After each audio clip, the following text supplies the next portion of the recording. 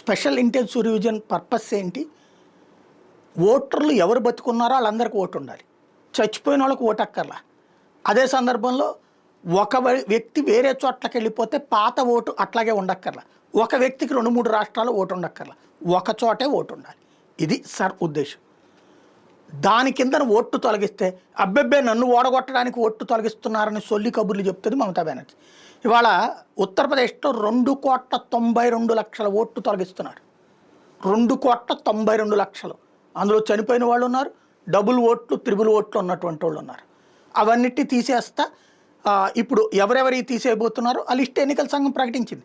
వచ్చే నెల 6 దాకా గడువిచ్చింది. ఒకవేళ బ్రతికున్న వాళ్ళ ఓటు తీసేసినా, లేదంటే ఎక్కడా ఓటు లేకుండా పోతున్నా వాళ్ళు అప్లై చేసుకోవచ్చు, ఓటు ఉంటుంది.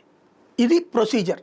అది ఏకంగా 2,92,00,000 15 కోట్ల ఓటర్లు ఉన్నటువంటి ఉత్తరప్రదేశ్లో 3 కోట్ల ఓట్లు పోతున్నాయి. అంటే 12 కోట్లకే ఓట్లు మిగలబోతున్నాయి. కానీ ఆ రాష్ట్ర ముఖ్యమంత్రి యోగి ఆదిత్యనాథ్ నా ఓట్లు ఎవడో తీసేస్తున్నాడని చెప్పలేదే. ఇక్కడ ఈవిడ మాత్రం చెప్తోంది.